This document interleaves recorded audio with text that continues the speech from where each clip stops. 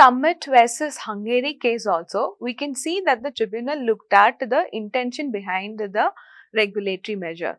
So in this case, what had happened was there was this regulatory pricing mechanism for electricity was introduced by Hungary, and the investor, one of the electricity generator, was a UK corporation. Therefore, a case was brought under Energy Charter Treaty. Particularly, there was a claim of violation of FET clause. So, Article 10 of ECT says that their regulatory measure, no contracting party shall enact a measure that is unreasonable and discriminatory and that impairs with the management, maintenance, use, enjoyment or disposal of the investment. So essentially, in this case, the AES tribunal had to look at whether the measure that was adopted was unreasonable or discriminatory. So in that context, when the tribunal was looking at this, it stated that how it is going to examine this question.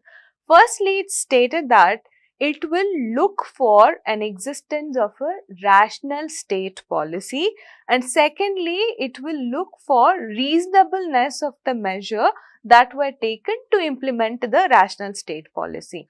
Now, this tribunal also stated that what sort of policies can be called as rational state policies, and it said that a rational state policy is a policy that has some sort of a logical explanation that comes from good sense, and also with the aim of some matters that relate to public interest.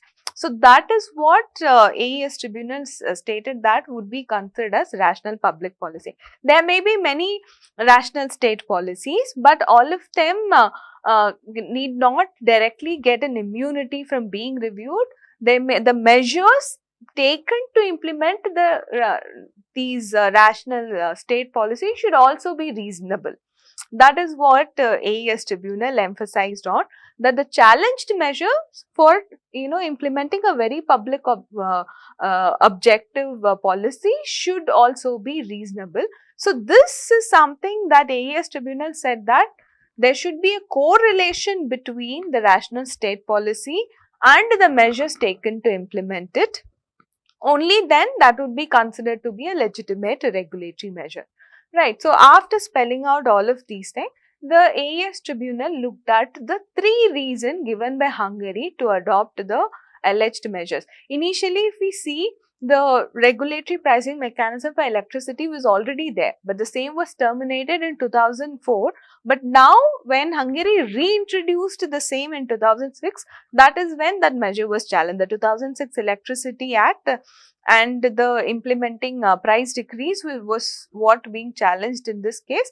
So that was reintroduced in the year 2006. The first reason that Hungary gave for reintroducing the pricing mechanism is that the energy generators were, sort of resisting the idea of freeing up some electricity for direct sale in parallel market. So then the tribunal rejected this reason. The tribunal stated that Hungary cannot use governmental powers in order to force the investors and for amending or modifying their contractual rights. You cannot use it for that purpose. So therefore, the first reason was rejected by the tribunal.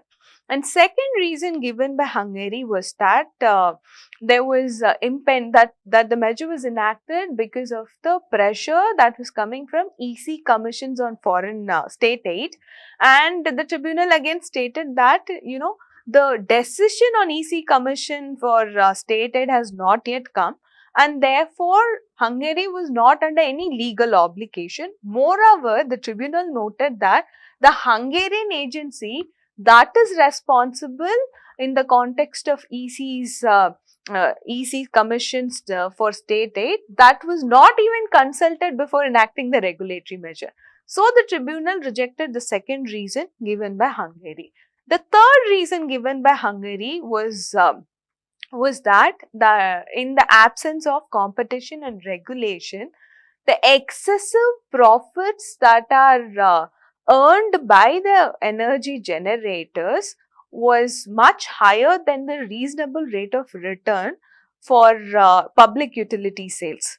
So, with regard to the third reason that Hungary had taken, the tribunal reviewed the factual background, the debates in the parliament and outside the parliament, and then the tribunal concluded that the main motivation for this regulatory measure was due to the concerns relating to excessive profits earned by energy generators and the corresponding burden that fell on consumers. So, therefore, the tribunal stated that this particular measure was a perfectly valid and a rational policy objective for a government to address luxury profits. Then the tribunal went ahead to say that while such price regimes may not be seen as desirable in certain quarters, this does not mean that such a policy is irrational, and it stated that there was a reasonable correlation between states' policy objective and the measures adopted to achieve it. So, thus, the tribunal concluded that the 2006 Electricity Act and the implementing price decrees were all reasonable, proportionate, and consistent with the public policy expressed by the Parliament. With that, we conclude segment 3. Thank you.